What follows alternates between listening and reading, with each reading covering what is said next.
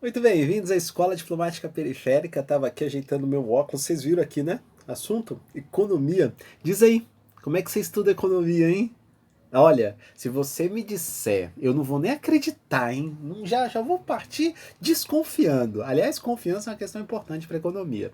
Mas se você me disser aqui que lê notas explicativas do Banco Central, se você me disser que lê a Conjuntura Econômica, publicação trimestral do IPEA.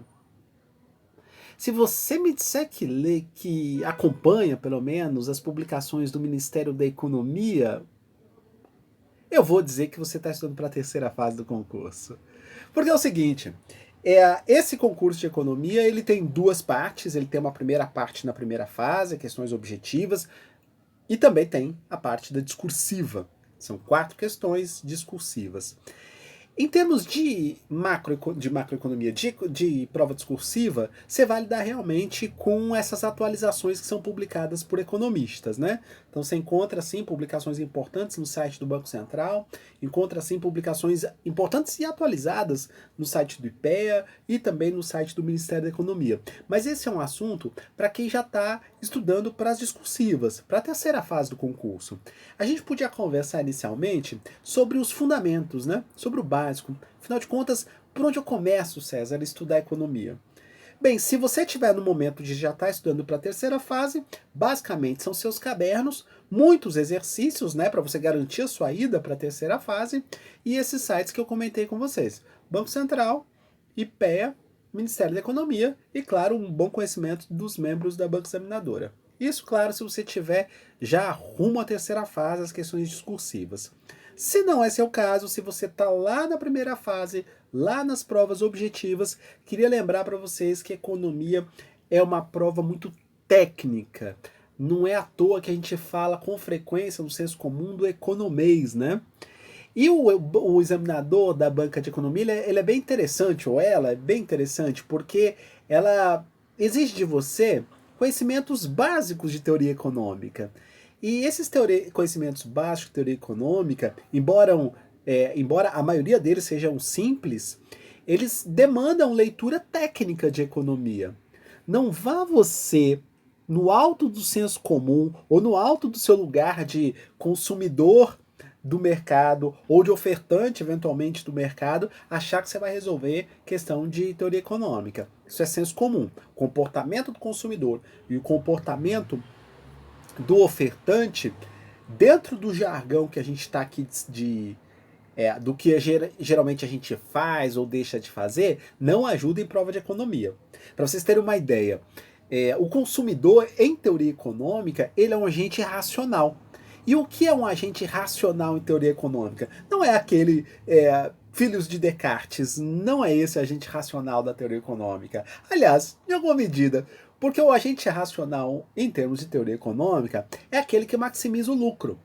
Né? É aquele que maximiza melhor a utilidade, os seus benefícios. Esse é o agente, ou seja, é aquele que faz escolhas para maximizar o seu bem-estar. Esse é o agente racional. Então, em teoria econômica, a gente tem uma definição para isso. Claro, né, isso para te avisar de que quando você for fazer a prova de economia da primeira fase, as questões estão lá para mostrar que o senso comum não é fonte de economia. Beleza? E aí, como é que faz, César, para estudar então para a prova de economia da primeira fase? Bem, se por um lado a prova de terceira fase, a prova discursiva, a gente vai entrar nos sites mais especializados, mais temáticos, na primeira fase é um pouco diferente. Na primeira fase nós vamos lidar com os fundamentos da ciência, né? Os fundamentos da ciência econômica, elas vão estar por trás de quase todas as questões da primeira fase, sabe? Uma outra ali exige um pouco mais de elaboração, mas basicamente o examinador ele não quer fazer pegadinha para quem estudou. As chamadas pegadinhas é para quem não leu, para quem não foi aos livros, né? Mas se você estudou, bora fazer exercício que você vai acertar as questões de economia. A prova de economia, se vocês olharem por edital, ela está mais ou menos dividida em 4 grandes blocos, né? as questões os temas de microeconomia, os temas de macroeconomia, os temas de economia brasileira e um quarto tópico aí, os temas de economia internacional. E é curioso, né, porque até entre eles, né, entre microeconomistas, macroeconomistas, historiadores econômicos, eles também têm a dificuldade de conversar entre eles, né? Então vocês vão ter que lidar com paradigmas diferentes, objetos diferentes, perguntas que os economistas fazem, os pesquisadores fazem para objetos, para descobrir questões ou para investigar problemas distintos. Por exemplo, em microeconomia a questão central é o preço. É o preço. Em macroeconomia, a questão central são os grandes agregados. Em economia brasileira, a questão central são as políticas econômicas, né? Fazer uma análise das políticas econômicas do Brasil. E em economia internacional, é o que se chama em macroeconomia de economia aberta, né? É a economia do país com o resto do mundo e também, claro, a economia internacional como um todo, como sistema econômico, né? Então a gente precisa lidar com cada um desses campos com seus conceitos próprios, com seus problemas próprios e com as suas perguntas próprias. Isso vai demandar bibliografia própria. Então, microeconomia vai precisar de livro específico, macroeconomia vai precisar de livro específico, economia brasileira vai precisar de livro específico e economia internacional também.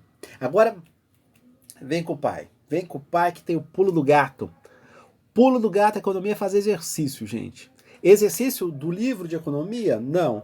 Exercício de estudos de caso de economia? Também não. Livros, ou melhor, exercícios da banca examinadora. No caso de economia, em direito também, viu? A gente vai falar sobre isso. Mas no caso de economia, os exercícios da banca são uma fonte riquíssima de estudo. Riquíssima.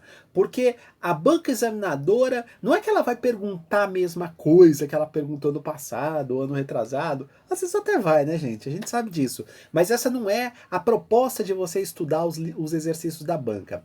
A proposta de você estudar os exercícios da banca é de você treinar o olhar para que quando você estiver lendo o livro, você saber como a banca vai te perguntar sobre aquele tema que você estiver fazendo o seu caderno.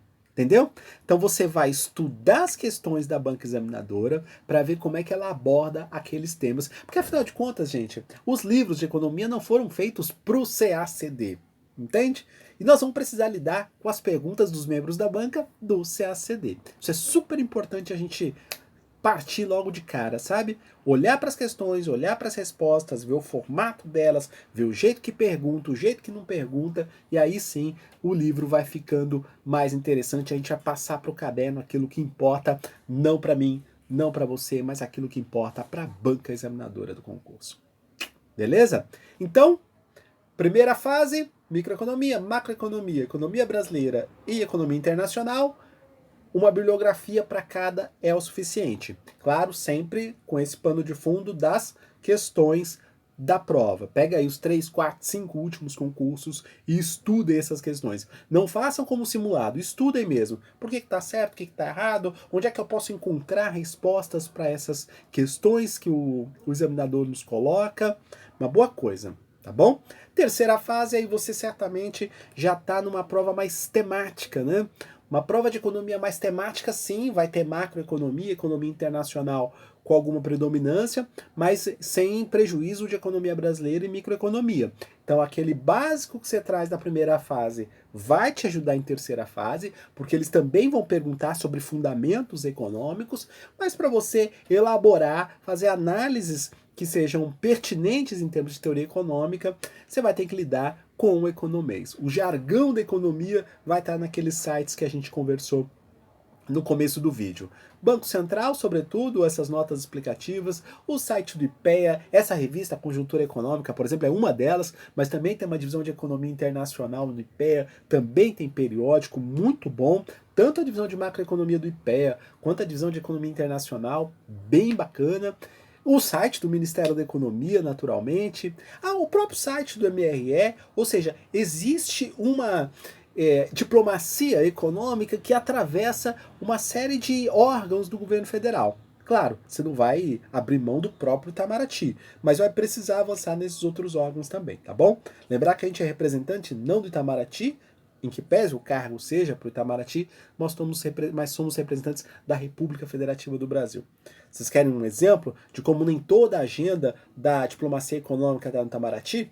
Pega o agronegócio. Onde é que você acha que se encontra o agronegócio? Claro, Ministério da Agricultura, do Itamaraty, mas também no site do IPEA, no site do IBGE, que agora tem o Censo Rural. Ou seja, mais importante do que as fontes é você ter o olhar da teoria econômica. Beleza? Então vamos repetir para recapitular? Primeira fase, micro, macro, economia brasileira e economia internacional, no pano de fundo das últimas provas da banca examinadora.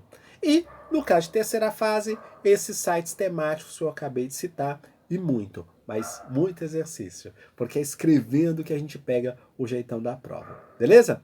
Hoje foi o vídeo sobre como